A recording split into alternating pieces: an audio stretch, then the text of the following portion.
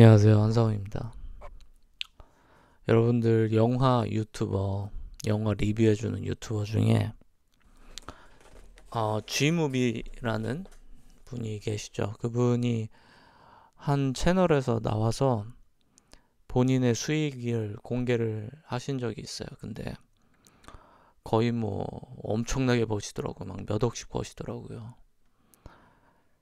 그리고 엄청 좋은 집에 사시고. 그래서 영화 리뷰해주는 유튜버가 굉장히 돈을 잘 버는구나 라고 생각할 수 있죠. 그러면은 한번 찾아봐 보시면은 영화 유튜버가 정말 산더미처럼 많습니다. 모두가 다 아는 영화를 검색을 해도 꽤 많이 나오고요. 비교적 마이너한 영화로 검색하잖아요. 더 많아요. 왜 그럴까요? 영화 유튜버 분들 리뷰해 주시는 분들이 이제 내가 막 시작한 채널이야. 그러면 남들이 다 하는 걸 해도 되겠지만 남들이 잘 하지 않는데 굉장히 내가 재밌게 본 것, 그런 거 위주로 하면 더 신나겠죠. 그래서 그런지 몰라도 영화 유튜버 분들이 정말 수십 명인지 수백 명인지 셀 수도 없을 정도로 많아요. 그리고 꽤나 많은 시간을 투입했을 것 같음에도 불구하고 조회수가 10만이 안 되는 영화 영상도 굉장히 많습니다. 나름 채널이 큰 분들도요.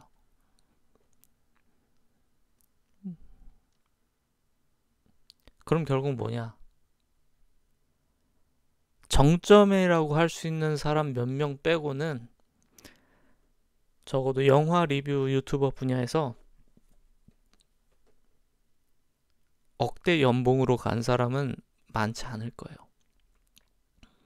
억대 연봉까지 바로 간 사람들은 아마 별로 없을 거고, 그리고 대부분은 그 모습을 동경해서 하는 건지 아니면 그냥 취미인지 모르지만 음, 그 자리에 도달하기가 매우 힘들 겁니다. 현대 사회가 딱 그 모양이에요. 어떤 게 돈이 잘 된다고 하잖아요. 그러면은 우후죽순 막 나타나요. 근데 이게 저는 한국이 갖고 있는 기형적인 경제구조 탓이라는 생각이 많이 들어요. 우리는 되게 흔하게 보는 게 즐비한 식당들하고 24시간 제공되는 서비스들이 너무 흔하잖아요. 내 생각을 해봅시다. 왜 해외에는 그렇게 많은 식당과, 그리고 식당을 하더라도 왜 쟤네는 밤늦게까지 안 할까? 한번 생각을 해봐야 되는 거죠. 밤늦게까지 식당 서비스를 제공을 하는 이유는 그렇게 하면은 조금이라도 고객을 더 많이 뽑을 수 있기 때문이고, 그렇게 했을 때 내 인건비 정도는 채우고 또는 알바 인건비 정도는 채우고 조금이라도 수익을 번다는 계산이 되니까 24시간 마켓이 운영되겠죠. 경쟁의 결과물인 거죠. 한국이 갖고 있는 이 극도의 경쟁적 사회. 그래서 대한민국의 그 경제 구조를 보면요. 자영업 비율이 극단적으로 높은 국가입니다. 영세 자영업 비중이 극단적으로 높은 국가가 바로 대한민국. 노년 보장이 거의 존재하지 않는 그런 국가가 대한민국이고. 그러다 보니까 뭐가 돈 된다라고 하면 몰릴 수밖에 없어요. 왜냐? 살아남기가 힘드니까요. 살아남기가 힘드니까 그럴 수밖에 없어. 애초부터. 그래서 누가 돈 된다라고 하잖아요. 유튜브에 나와가지고 누가 나 돈 엄청 잘 벌어요. 막 집 보여주면서 저는 이 정도 노력을 했고요. 고생을 했고요. 어쩌고 저쩌고. 정확히 얘기하자면은 노력을 한 거는 다 해요. 특별히 누가 잘나서가 아니라 노력은 다 해요. 열심히 해요. 천재성도 필요하고 운도 필요하고 언제 시작했냐도 필요하고 모든 게 결과가 합쳐져야만 그렇게 된 거거든요.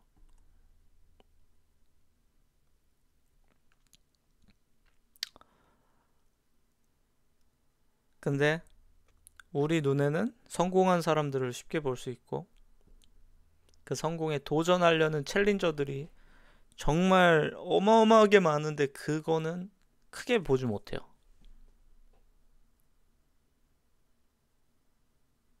그게 굉장히 딜레마인 거죠. 제가 개인적으로 개발 강의하는 유튜브도 생각은 했었다가 안 하게 된 계기가 있어요. 저는 제가 개발 강의를 할 때 그냥 밑도 끝도 없이 하는 건 아닙니다.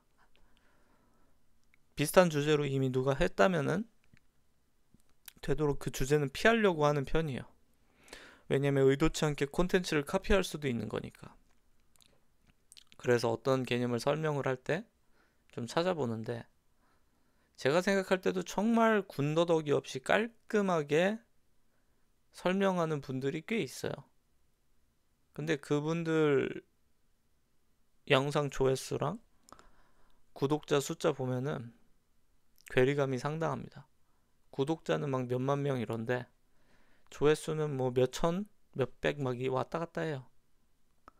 굉장히 많은 조사와 정성이 들어간 정말 귀중한 영상이어도 애초부터 안 돼요. 교육 컨텐츠는. 유튜브는 교육용 플랫폼이 절대로 아니에요. 여기서 누가 교육 진지하게 해요? 진지하게 하려면은 정당한 값을 지불할 수 있는 플랫폼으로 강사들이 가죠. 아니면 뭐 프리미엄 컨텐츠로 풀거나. 그래서 결과적으로 이 마켓에 도전한 사람들은 많지만 성공한 사람들은 없어요, 별로. 개 중에 뭐 극소수로 대한민국에 한 뭐 5명쯤 되려나요? 그 정도 되는 사람들 빼고는 사실상 그것만으로 생계를 유지하기가 쉽지 않은 수준의 채널 규모죠. 저는 미디어의 발달이 이 사람들을 좀 판단을 못하게 만든다고 생각하거든요. 객관화를. 근데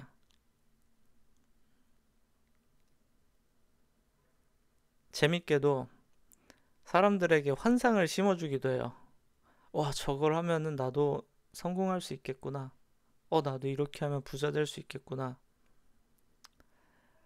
그, 네 글자인 유튜버가 한 명 있습니다. 한때 엄청 논란이 됐던 분인데, 그분 같은 경우에는 그런 적이 있었어요. 쇼츠를 보다 보면은 자꾸 그분과 관련된 쇼츠를 누가 만들어서 올리는 거예요. 그리고 채널명도 이제 땡땡땡땡 팬 채널. 팬이라는 거예요, 본인이. 본인이 팬이어서 그 영상을 올리는 거다 하는 그런 채널들인 거예요. 근데 그 채널이 너무 많더라고요. 아니나 다를까? 성공파리 하는 놈이었거든요. 성공파리 하는 놈이 본인 카페에다가 그런 식으로 지시를 한 거죠. 어떻게 하면 부자가 될 수 있고 어떻게 하면은 성공할 수 있냐? 본인 영상을 쇼츠로 만들어서 올려라. 근데 그냥 올리면 의심받으니까 이제 팬 채널 이런 걸로 네이밍을 해라. 기가 막히죠. 사람들 갖고 노는 수준이. 결과적으로 그 사람을 따라서 부자 된 사람은 다단계 구조랑 똑같아요. 밑에 빨아먹을 사람 많은 윗 레벨들만 좀 벌고 나머지는 그 환상만 쫓다가 끝이 나는 거죠. 저는 개발자 보고 뭐 돈 잘 번다 어쩌고 저쩌고 하는 그 부트캠프부터 보고 다 별로 좋게 생각하지 않아요. 개발자가 뭘 잘 벌어? 그냥 일반 회사원 직장인 수준이에요. 옛날엔 그거보다 언더였고 이제 조금 높아질랑 말랑 고작 물론 좀 높았어요. 한 1, 2년 전에는. 근데 지금은 과연? 퀘스천 마크가 붙거든요. 그건 통계가 증명하죠. 통계가 증명해요. 그리고 사실 제조업 따라가지도 못하는 부분도 있죠. 여전히 화이트 칼라는. 근데 결국은 사람들이 듣고 싶은 말 해줘서 결국 뭡니까? 내 강의 사라. 내 강의 사면 너희는 성공하게 될 거야. 우리 부트캠프에 참여하면 너희는 부자가 될 거야.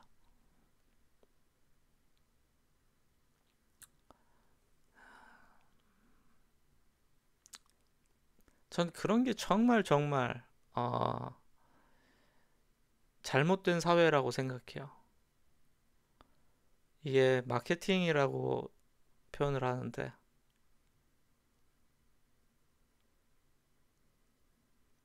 저는 그런 마케팅은 굉장히 독성이 있는 마케팅이라고 생각하거든요. 완전한 거짓도 아니고 완전한 진실도 아닌데 본인한테 유리한 형태로 섞어버리는 거죠. 고객에게 혼란을 주는 거고 그렇게 혼란을 줘서 결국 나는 영리를 취하고 고객은 리스크를 져요.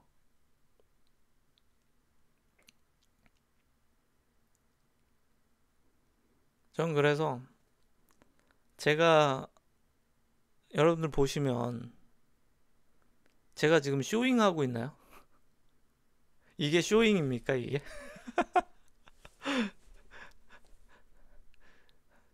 이게 이 옷이 비싸 보이나요? 아니면 이 마이크가 비싸 보이나요? 아니면 이 뒤에 있는 이 배경이 비싸 보이나요? 저는 그게 너무 혐오스러워가지고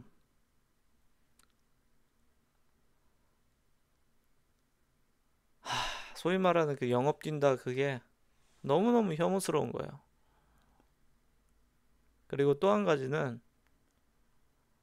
도달할 수 없는데 도달할 수 있다라고 그런 걸 보여주는 게 참 힘들어. 힘들다라기보다는 굉장히 남들이 힘들게 한다고 생각해요. 본인 딴엔 자랑하고 싶겠죠. 본인 딴에 얼마나 고생했는지 보여주고 싶겠죠. 근데 그게 수많은 요소들이 합쳐져서 만들어진 결과물이고, 그리고 전 또 한편으로는 예를 들면 성공률이 10,000분의 1인 게임이 있다고 해봅시다. 근데 10,000분의 1인 게임에서 도박한 사람이라고 해볼게요.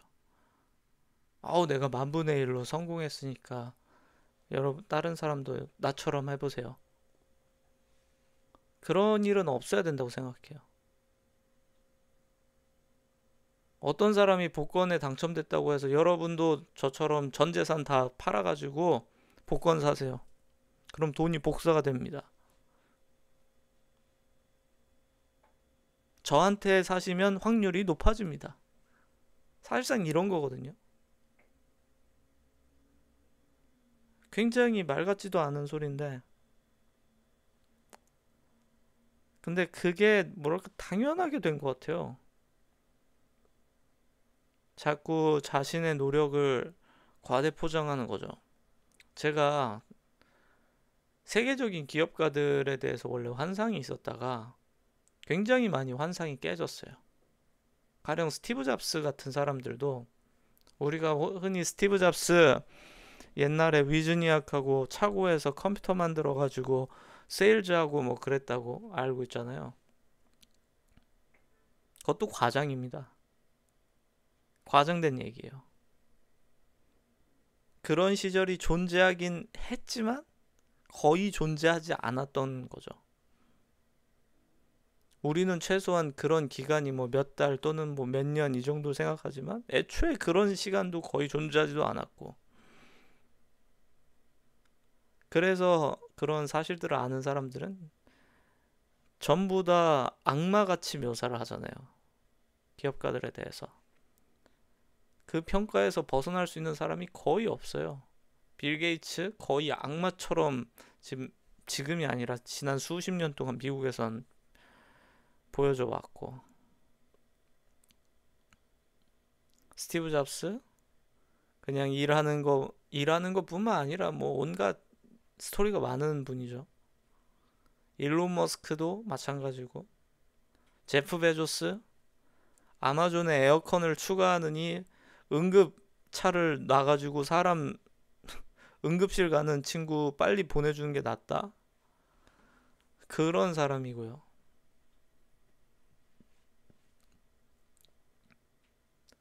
그런 표현, 이제 파도 괴담만 나온다고.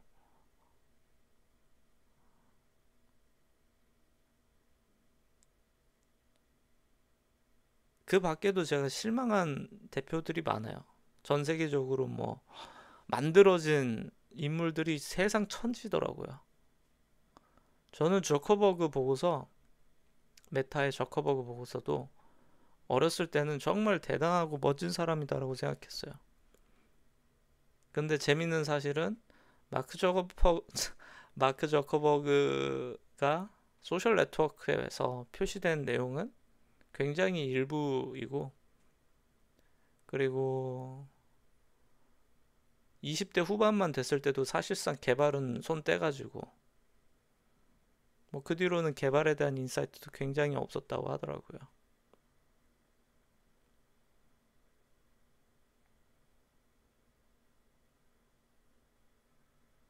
제가 세상을 살면 살수록 깨닫는 게 뭐냐면, 뭔가 뭔가 하나라도 뭔가 하나라도 이익을 보기 위해서 과장하고 부풀리고,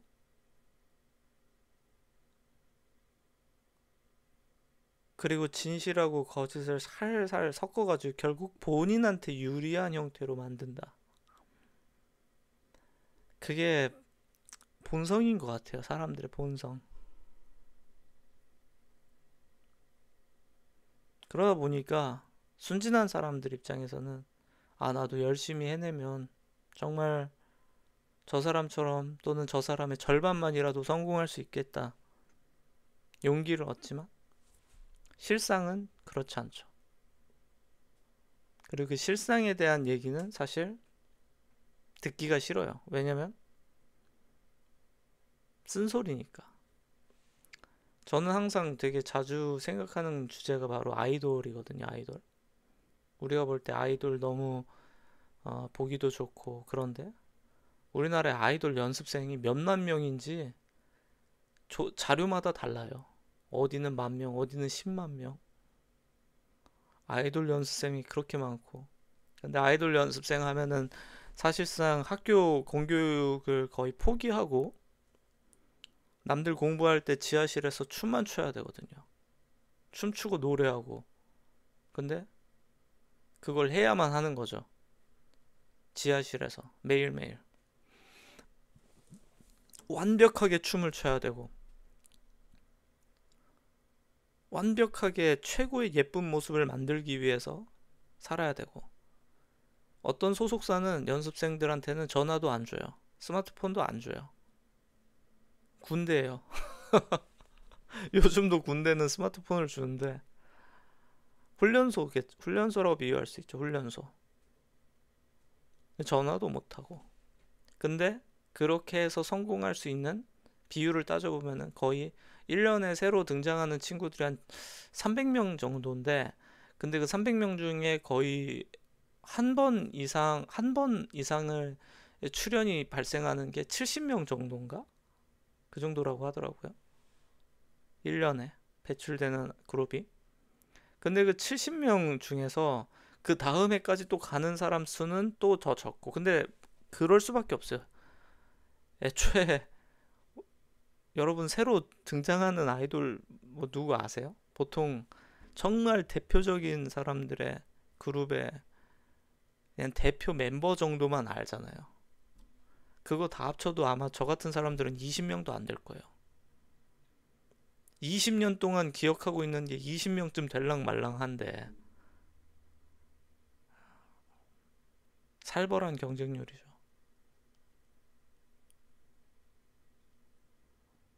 근데 그 찬란하게 빛나는 빛을 보면서 도전하는 거예요. 전 그래서 그 빛을 보여주지 말자는 건 아니에요. 그 빛을 에 도달한 길을 알려주는 것도 좋게 생각하지만 알려줄 거면 제대로 알려줬으면 좋겠고 보통 제가 생각할 때 그 성공한 사람들 특징이 뭐냐면 과장을 좋아하고 그리고 본인을 좀 우상화하려는 경향이 있거든요. 저는 그 사람이 자랑하는 거를 그 사람이 부재한 거라고 인식하는 경향이 커요. 예를 들어서 제가 아는 어떤 사람은 항상 본인이 얼마나 많이 일했는지를 얘기하는 사람들이 있어요. 얼마나 많은 시간을 일했는지를. 학창 시절에도 그런 친구 있잖아. 얼마나 많은 시간을 공부했는지를 이야기하는 친구가 있어요. 인정받고 싶은 거죠, 시간으로. 근데 사실 시간은 중요하지도 않고 두 번째로 시간이라는 절대적인 양이 중요한 게 아니라 밀도가 중요한 건데. 근데 그 밀도의 측면에서는 굉장히 허접하죠. 언제나 그렇더라고요. 언제나. 전 이 법칙에 벗어나는 사람들을 좋아해요. 자랑을 안 하는, 자랑할 게 없는 사람.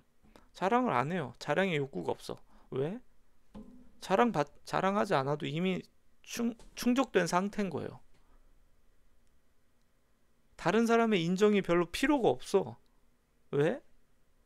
난 이미 거기에서 자유로워졌으니까. 여러분 서울대 간 사람이 맨날 서울대 가기 위해서 내가 얼마나 많은 공부를 했고 얼마나 많은 시간을 했고 애초에 그런 짓을 하면 꼴 보기 싫은데 그러는 분 보셨나요? 제 주변에 서울대 친구 많아요. 저도 당장 저희 가족이 서울대 가 있고 그리고 저랑 같이 일하는 대표님도 태반이 서울대요. 아무도 그런 얘기 안 해요. 아무도 그런 얘기 안 해. 휘문고 출신 아니면 영재고 출신, 자사고 출신, 외고 출신, 과학고 출신. 근데 왜 듣도 보지도 못한 곳 다닌 애들만 그런 얘기를 하냐고. 이해가 안 돼요.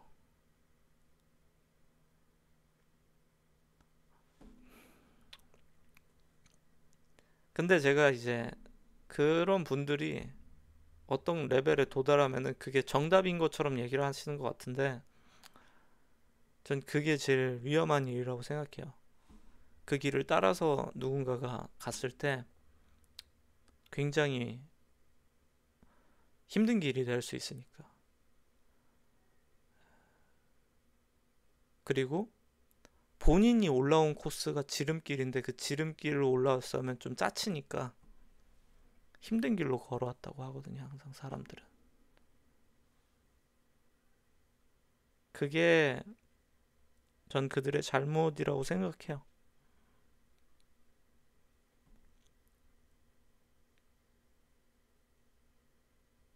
그래서 저도 항상 생각하는 게 사실 사람이 많은 얘기를 하다 보면은 실수를 한다고 하잖아요. 당연히 저도 실수를 많이 하겠죠. 뭐 언젠가 제가 얘기했던 것들이 어록이 아니라 뭔가 어, 실언으로 평가받을 날이 올지도 모르겠지만 저는 그러고 싶지가 않았어요.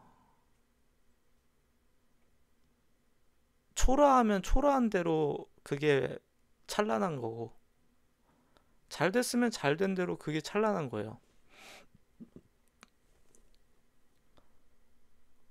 내가 수중에 돈이 없어가지고 이 돈 없는 거 와중에서 사업을 시작을 했어. 근데 하다 보니까 정말 짜치게 이러이러한 것도 하려고 했고, 아니면 용돈이라도 벌어보려고 알바를 하던 뭐라도 하던 뭘 했어. 좀 부끄러운 짓을 할 수도 있겠죠. 근데 그게 결국은 나라는 사람이고, 사실 그런 모습이 있을 때 저는 그 길을 보는 사람들이 더 용기를 가질 수 있다고 생각해요. 아, 저 사람도 때로는 저렇게 정말 찐따같이 정말 짜치는 짓도 하면서 살았구나. 저 사람 정말 완벽한 줄 알았는데 굉장히 못난이 같은 모습도 있었구나. 근데 결과적으로 그 과정을 거쳐서 그 못난 부분이 사라져가고 조금 더 완성된 모습으로 됐구나. 그거에 뭐 평가하는 사람 마음이죠. 전 그래서 그런 진짜인 사람이 되고 싶었어요, 항상. 저라고 감추고 싶은 게 없겠나요? 있죠. 그래서 제 옛날 영상, 처음 영상 보시면은 굉장히 조심스러웠던 게, 그 당시까지만 해도 마무리되지 못한 프로젝트들도 있었어요. 그리고 제가 생각해도 좀 아쉽게 잘 못 마무리한 프로젝트들도 있어가지고 그런 것도 있었고, 그리고 제 직원들에 대해서 나름 최선을 다하려고 했지만 못 해준 것도 있었고, 그 미안함이 있었죠. 그래서 그걸 짜치게 좀 설명한 영상들도 꽤 될 거예요. 보시긴 힘들겠지만 몇백 개가 넘으니까 그런 얘기들도 있습니다. 그런 마음으로 찍었어요.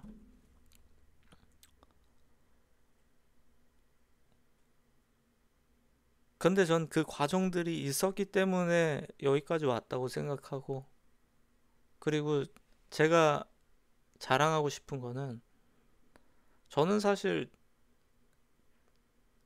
남들이 말하는 경제적 자유는 고사하고 경제적 자유에 절대 도달하지도 못했을 뿐더러 어, 제 삶 역시 풍전등화처럼 살고 있는데, 근데 제가 자유함을 얻은 게 있어요. 그게 뭐냐면, 저는 제 삶에 대해서 두려움이 없어져 버렸어요.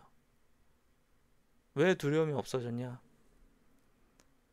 내가 그 많은 실수도 하고, 때로는 잘하기도 하고 못하기도 하고, 엉망진창으로 무너져 있기도 하고, 어쩔 때는 정말 내가 생각해도 내가 기특해, 너무 잘했어 싶을 만큼 잘한 시간도 보내면서 그냥 좌충우돌로 살아왔는데,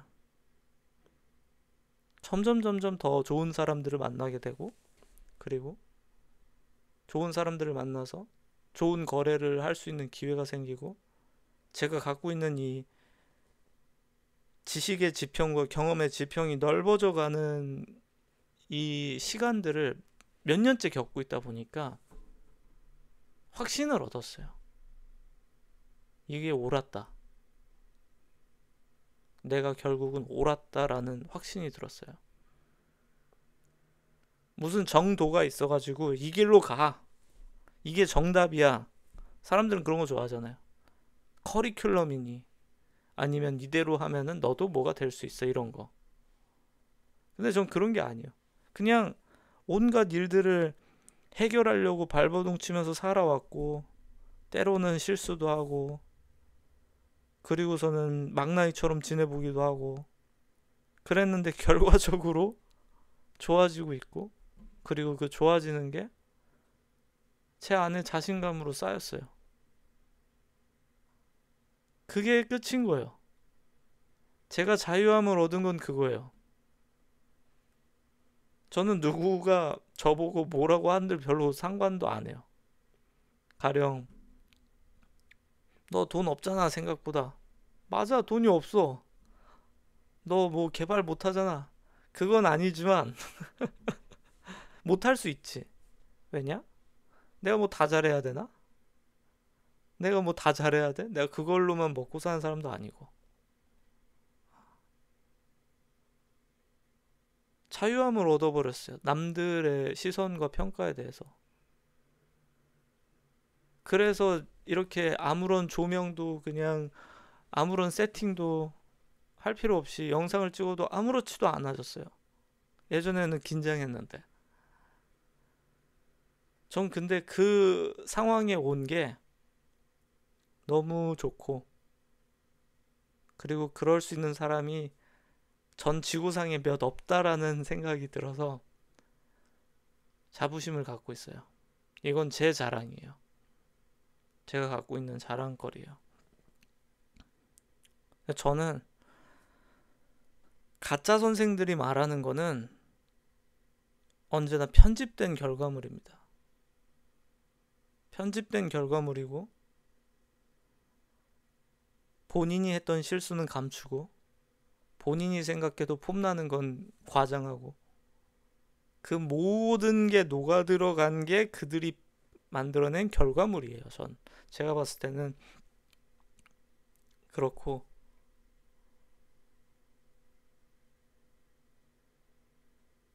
진짜 삶은 우린 인간이기 때문에 정말 많이 실수도 하고 싸우기도 하고, 때로는 일해야 되는데 갑자기 좋아하는 사람이 생길 수도 있고,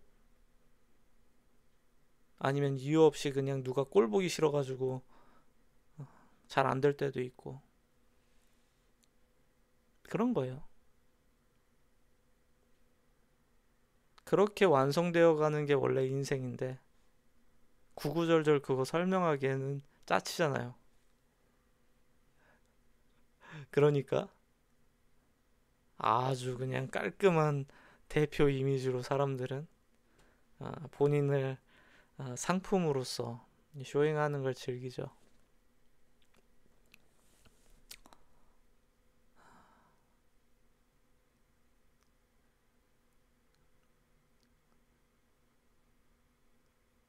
그래서 항상 세상 살기가 힘들 때 있잖아요. 그런 표현 하잖아요. 다 힘들다. 이런 표현 하잖아요. 다 힘든 걸 뛰어넘어서 사실은 나보다 더 힘들다. 다른 사람들이. 전 그게 더 맞는 것 같아요. 전 제가 제일 힘든 사람인 줄 알았거든요. 그렇지 않았어요, 항상. 나름 힘들다고 한 순간도 있었는데, 그렇지 않아요. 더 힘들고 더 간절하게 산 사람들도 많았고, 저보다 더 간절하게 공부한 사람도 많았고, 저보다 더 비통하게 재수 없이 실패와 좌절을 겪은 사람도 많았고,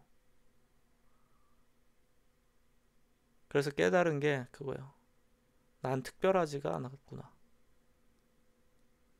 내가 한 노력은 그냥 중간쯤 어딘가였다, 사실.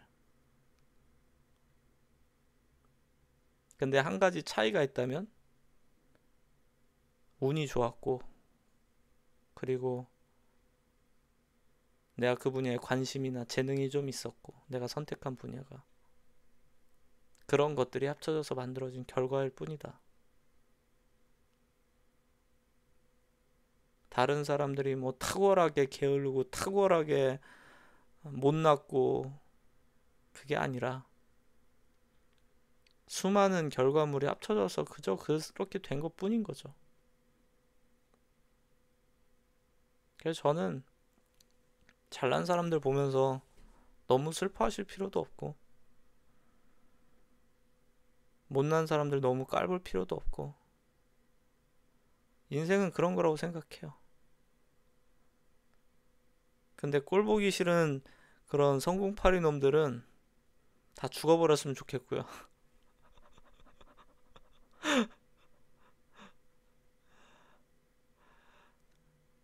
그리고 저 같은 놈도 제 맘대로 사는데, 아, 여러분도 여러분 맘대로 사세요. 뭐 누가 뭐 칼 들고 협박합니까? 맘대로 살면 또 맘대로 살게 되더라고요. 그게 제가 짧은 인생이지만 깨달은 바인 것 같습니다.